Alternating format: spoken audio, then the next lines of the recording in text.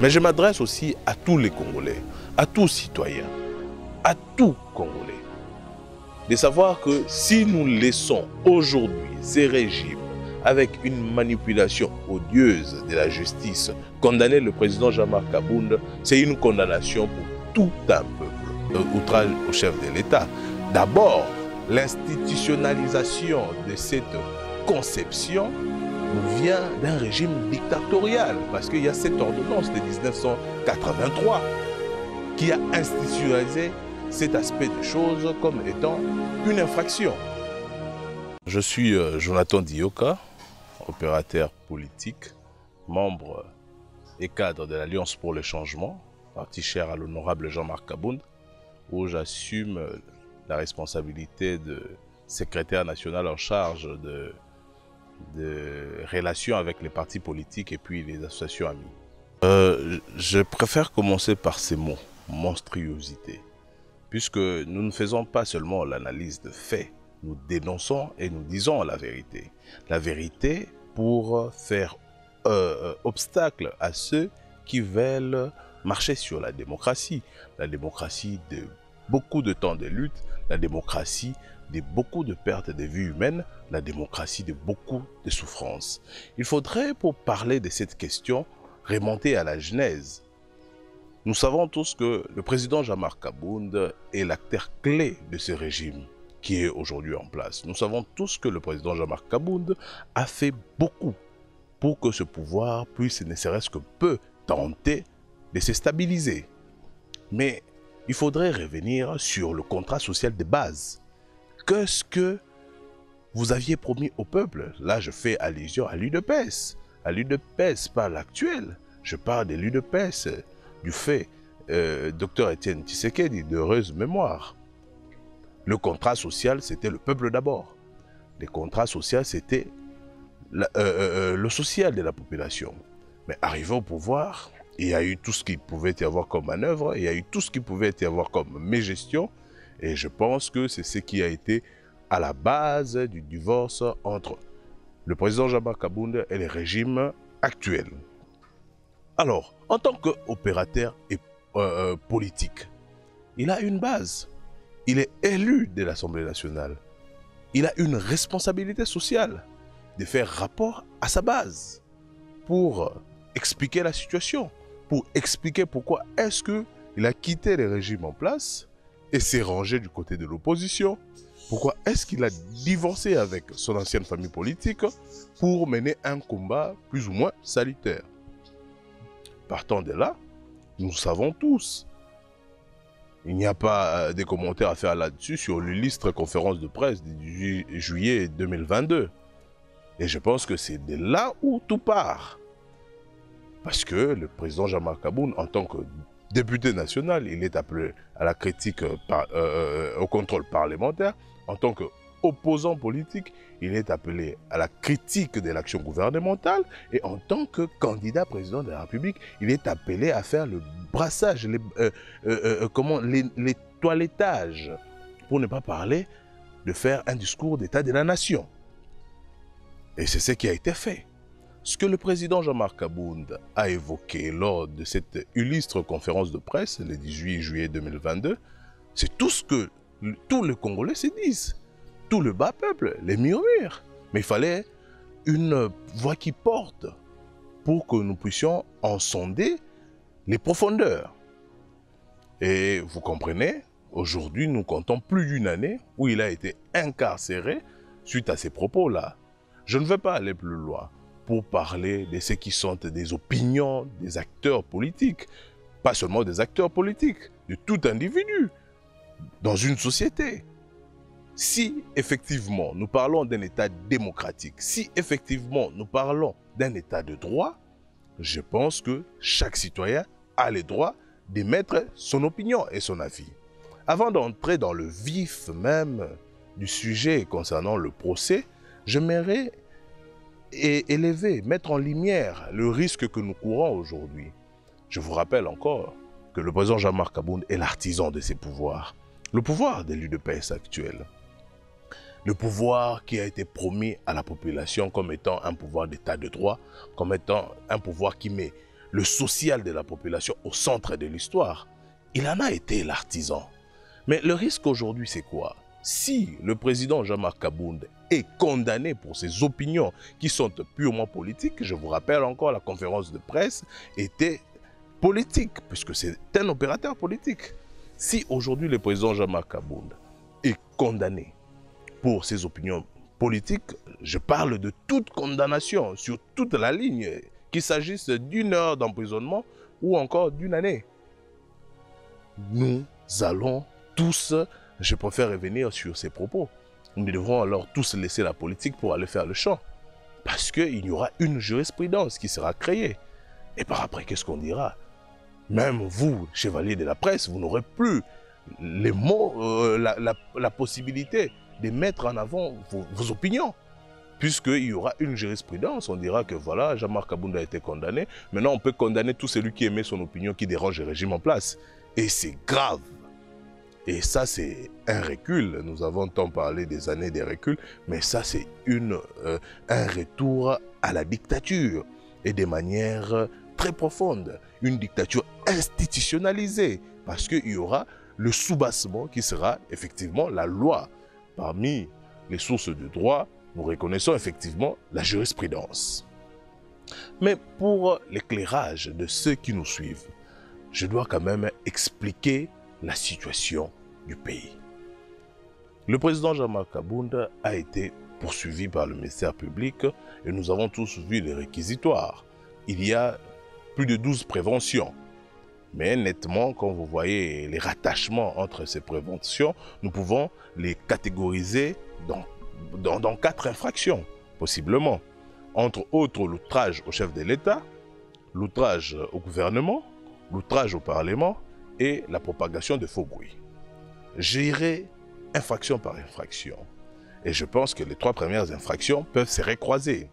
Quand on parle d'outrage au chef de l'État, d'abord, l'institutionnalisation de cette conception nous vient d'un régime dictatorial, parce qu'il y a cette ordonnance de 1983 qui a institutionnalisé cet aspect des choses comme étant une infraction. Alors, là n'est pas le problème, mais c'est juste un soubassement juridique. Mais dans cette ordonnance, il n'y avait aucun élément relayant effectivement ce que seraient les éléments constitutifs d'une infraction d'outrage au chef de l'État ou offense. Alors, qu'est-ce que nous faisons? Que fait d'abord le ministère public? Le ministère public se réfère à une doctrine. Le ministère public, pour charger le président Jean-Marc Kabound, puise dans la doctrine ce que sont les éléments constitutifs de cette infraction dite outrage au chef de l'État. Mais là où les bas blessent, c'est que le ministère public fait le choix d'abandonner les préalables. Parce que la même doctrine veut que, au-delà de tous les caractères qui constituent l'infraction, au préalable, l'outragé devrait se plaindre. Nous avons demandé, j'ai participé à toutes les audiences, nous avons demandé au ministère public de nous brandir, ne serait-ce que la plainte du président de la République. Aucunement. Nous avons demandé au ministère public de nous brandir la plainte du Parlement ou encore du gouvernement. Ne serait-ce que si un membre de cette composition se serait plaint. Aucunement. Vous comprenez que quand la loi est bien dite, on ne peut en sortir outre. C'est-à-dire qu'en cette matière, le ministère public n'a aucun droit de s'autosaisir. Il devrait suivre la procédure, puisque l'inspiration de sa démarche est dans la doctrine, soit il adopte complètement la doctrine et va vers le chef de l'État pour lui demander une plainte préalable avant de poursuivre le président Jean-Marc Kabound. En cet état de cause, vous comprenez tout de suite que cette infraction, on ne peut aucunement le poursuivre actuel. Là, je demeure dans la forme. Je n'entre pas dans le fond pour essayer de disséquer cette forme de poursuite qui fait obstruction à la démocratie et à la liberté d'expression. Dans la forme, déjà, vous comprenez que on ne peut aucunement le charger sur la question de l'outrage au chef de l'État, au Parlement ou encore au gouvernement. Je vais parler de la propagation de faux bruits. J'aurais bien voulu que le président Jean-Marc Kaboun soit jugé au moment où il a tenu la conférence de presse, c'est-à-dire les jours suivants, pas une année après. Mais une année après nous a sauvés, une année après nous a permis de vivre et de considérer ces allégations comme étant prophétiques. Parce que tous connaissons le scandale Vydie Tshimanga. Quand le président Jean-Marc Kaboun parle, j'aime le dire en ces mots, qu'il y avait des sommes sonnantes et trébuchantes qui quittaient le pays dans des jets privés. C'est ce que le ministère public qualifie de faux bruit. Je n'entre pas sur les aspects juridiques d'abord, mais si on doit considérer l'infraction comme telle, elle est aussi puisée dans la doctrine, les faux bruits doivent d'abord être des déclarations mensongères. Est-ce que le président Jean-Marc Kaboun a menti? Vydie Tshimanga nous a prouvé le contraire. Au-delà de ça, un autre élément, c'est que après ce type de déclaration, il faudrait que cela s'ensuive de troubles ou encore, que cela crée des engouements au sein de la population. Oui, au soir de ces déclarations, il n'y avait aucun soulèvement. Vous comprenez encore que le ministère public a tout faux. Maintenant, permettez-moi de charger le ministère public, puisque ces organes sont appelés à démontrer la grandeur de l'État, à démontrer la puissance de l'État. Quand le ministère public, aujourd'hui, se saisit d'office sans préalablement recevoir une plainte quelconque, ce qui est dans sa démarche inspirée de la doctrine, je me pose la question, est-ce que c'est par supercherie? Est-ce que c'est pour courtiser le régime en place? Je ne pense pas. Ce que je pense, c'est que le régime en place s'est organisé pour s'acharner contre le président Jean-Marc Kaboun, effectivement parce qu'il est candidat à président de la République. Et ceux du régime le savent profondément que c'est un challenger de taille.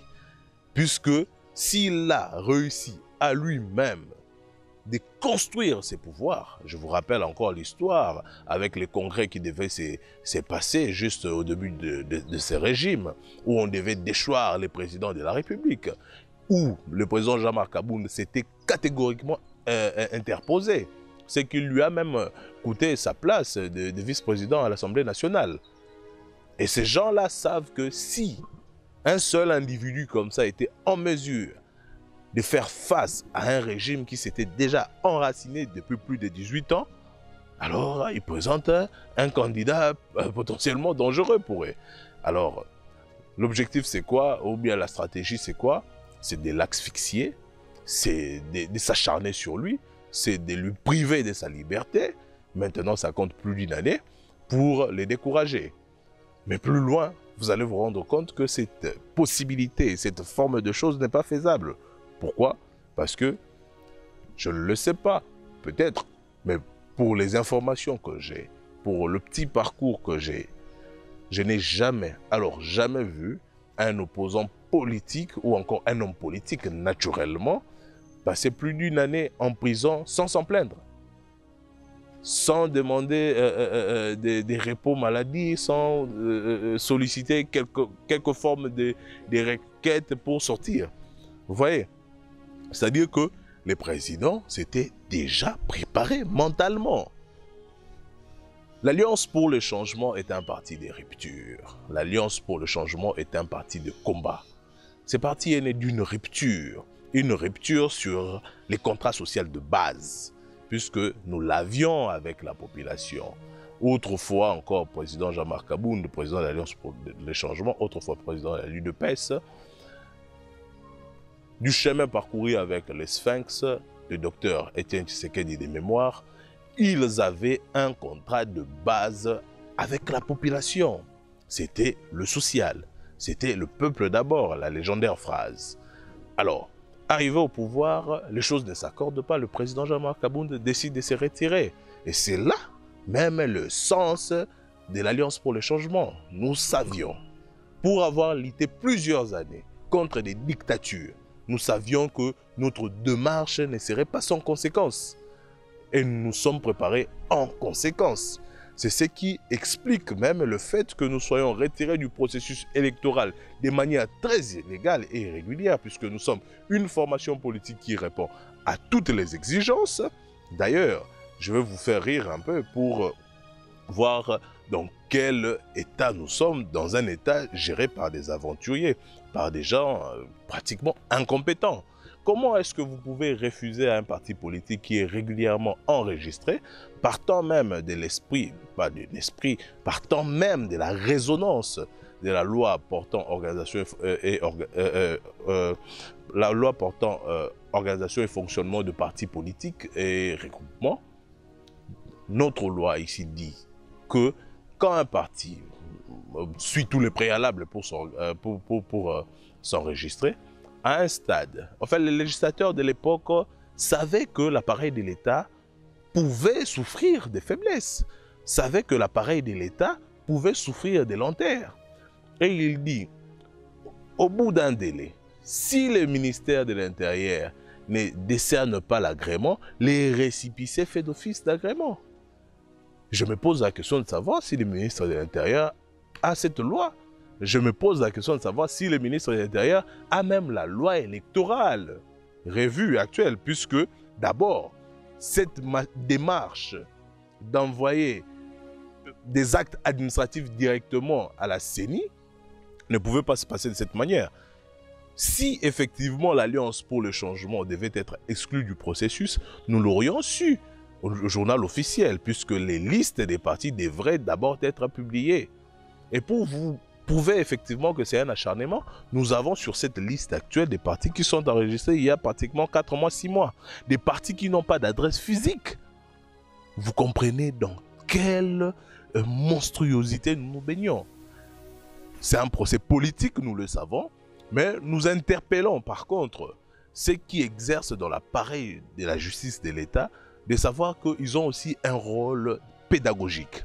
C'est-à-dire que les actes qu'ils peuvent poser aujourd'hui auront les retombées sur la vie de notre pays, de ceux qui vont nous précéder pendant très longtemps. Parce que, je vous l'ai dit tantôt, si le président Jean-Marc Kabound est condamné, c'est fini pour l'état de droit. C'est fini pour la liberté d'opinion. C'est-à-dire que même vous, chevalier de la presse, vous pourriez tenir des propos et puis le soir, on vient, on vous fait un procès, on vous condamne. Pourquoi? Parce qu'il y a une jurisprudence qui aurait déjà condamné Jean-Marc Kabound pour ses opinions politiques. C'est grave. Vous le saviez que nous sommes une formation politique de l'opposition, mais même avec nos amis de l'opposition, nous avons toujours insisté sur le fait que si nous devons faire des alliances, nos alliances doivent partir sur des bases saines. Si le fondement est idéologique, vous voyez, le parti continue à fonctionner très bien. Nous sommes pratiquement implantés dans toute la République démocratique du Congo. C'est parce que nous sommes liés à l'idéologie d'abord. C'est vrai que le rôle des formations politiques, des partis politiques, est sans doute la conquête du pouvoir.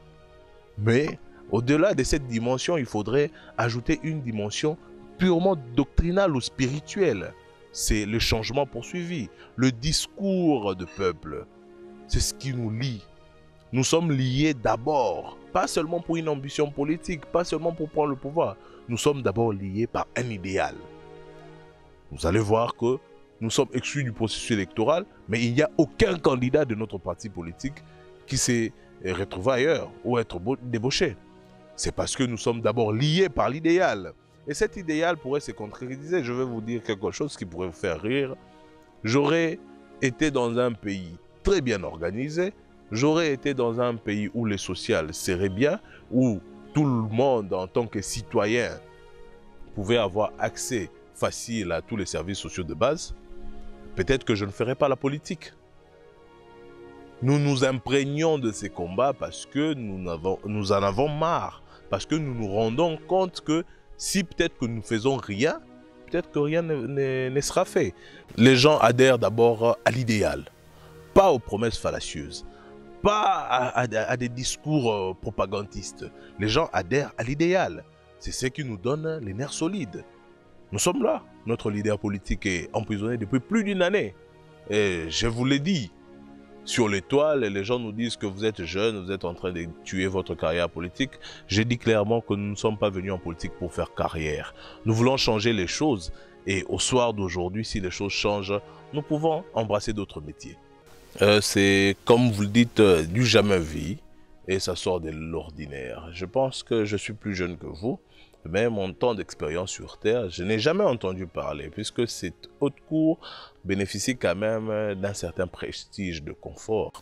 Et cela prouve à quel point l'honorable Jean-Marc Abound, président national de l'Alliance pour le changement, inquiète les régimes en place. Puisque à la première audience, à la cassation, vous avez vu, les images sont sur l'étoile, comment est-ce qu'il y avait suffisamment d'engouement. Et cette situation-là, je pense qu'a prouvé au régime en place que l'honorable Jean-Marc Abound, non seulement il est accueilli, accepté dans le cœur de la population, mais bon, il représente aussi un danger pour leur régime, un régime défaillant, un régime peu grêlé et un régime mourant. Bon, le discours est unique. Et je m'adresse non seulement aux membres et sympathisants de l'Alliance pour le changement, mais je m'adresse d'abord à toute la classe politique. Que ce soit ceux qui sont aujourd'hui dans la majorité, la roue de la politique peut toujours tourner. Mais je m'adresse aussi à tous les Congolais, à tous citoyens, à tous Congolais.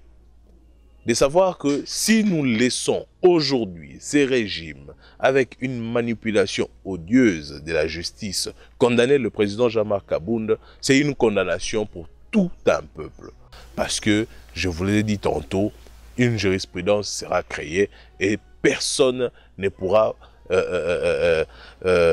échapper face à cette justice plus ou moins manipulée lors de la tenue de certaines opinions. Donc le risque est pour tout le monde et nous devons faire acte de vigilance, acte de solidarité.